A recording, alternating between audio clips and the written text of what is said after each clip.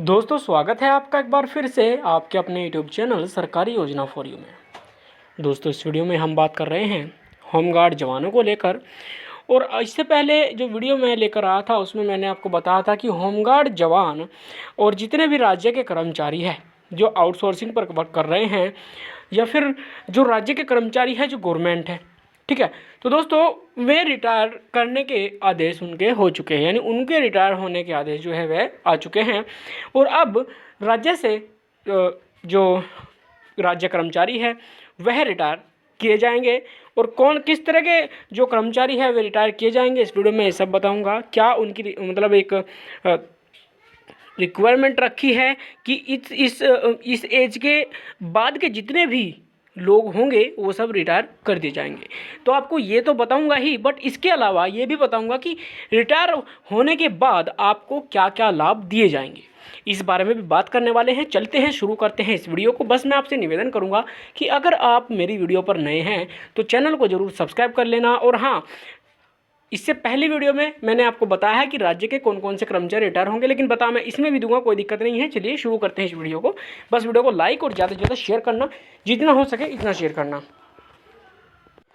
अब दोस्तों बात कर रहे हैं, देख सकते हैं कि पुलिस विभाग में असक्षम कर्मियों को रिटायर करने के निर्देश, यानी पुलिस विभाग की हम बात कर रहे हैं। या आउटसोर्सिंग वाला जो मैंने आपको बात कही थी वह रिटायरमेंट को लेकर नहीं थी, वह नियमितीकरण को लेकर मांग की गई है सरकार से, उसके लिए थी। और उसके जो वेतन है आउटसोर्सिंग वालों का उसको बढ़ाने को लेकर है।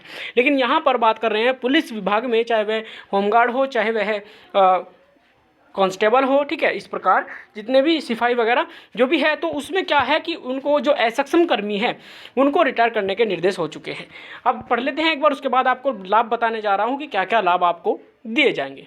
दोस्तों लखनऊ से खबर है कि डीजीपी मुख्यालय ने पुलिस की सभी इकाइयों से 50 वर्ष या इससे अधिक उम्र के तृतीय और चतुर्थ श्रेणी के असक्षम कर्मचारियों को अनिवार्य रूप से रिटायर करते हुए उनकी सूचना 20 मार्च तक देने के निर्देश दिए हैं।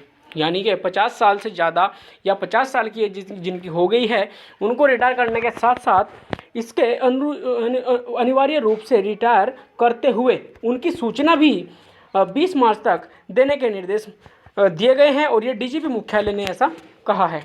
दोस्तों एडीजी स्थापना संजय सिंघल ने कहा, पत्र भेजकर कहा कि अनिवार्य सेवानिवृत्ति देने के लिए स्क्रीनिंग की कार्रवाई शुरू करने के निर्देश पहले ही दिए गए थे। यानी बताया गया था कि स्क्रीनिंग करनी शुरू कर दें, चेक देखना शुरू कर दें कि कौन कौन से अधिकारी, माफ़ कीजिए, कौन कौन से कर्मचारी जो है वह 50 या 50 की एज से, 50 की उम्र से ज़्यादा है। तो सरकारी सेवाओं में दक्षता बढ़ाने के उद्देश्य से असक्षम कर्मचारियों की अनिवार्य सेवानिवृत्ति देने के लिए 26 अक्टूबर 1985 के शासनादेश के अनुसार कार्रवाई करते हुए उसकी सूचना मुख्यालय भेजने को कहा गया था, लेकिन यह सूचना अभी तक नहीं मिली है। अब डीजीपी मुख्यालय ने 11 जनवरी व 2 फरवरी 2022 को भी इस संबंध में आदेश जारी किया था।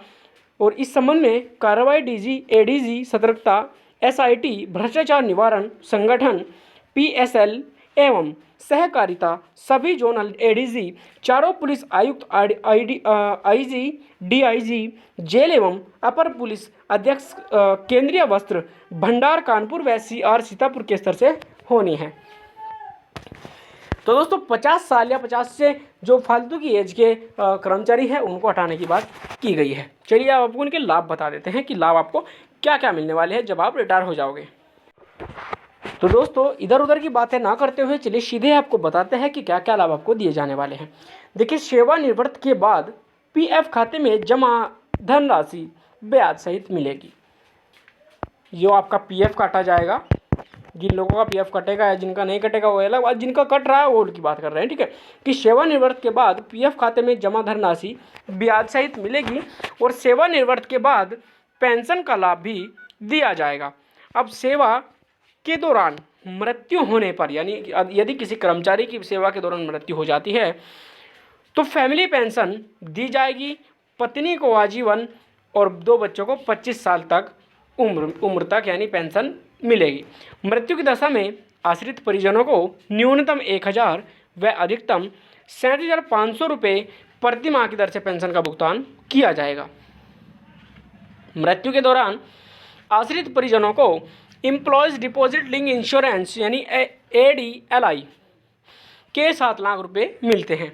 और बेटी की शादी, बच्चों की पढ़ाई, इलाज व भवन निर्माण के लिए PF से एडवांस पैसा भी उठाने की व्यवस्था सरकार ने दी है।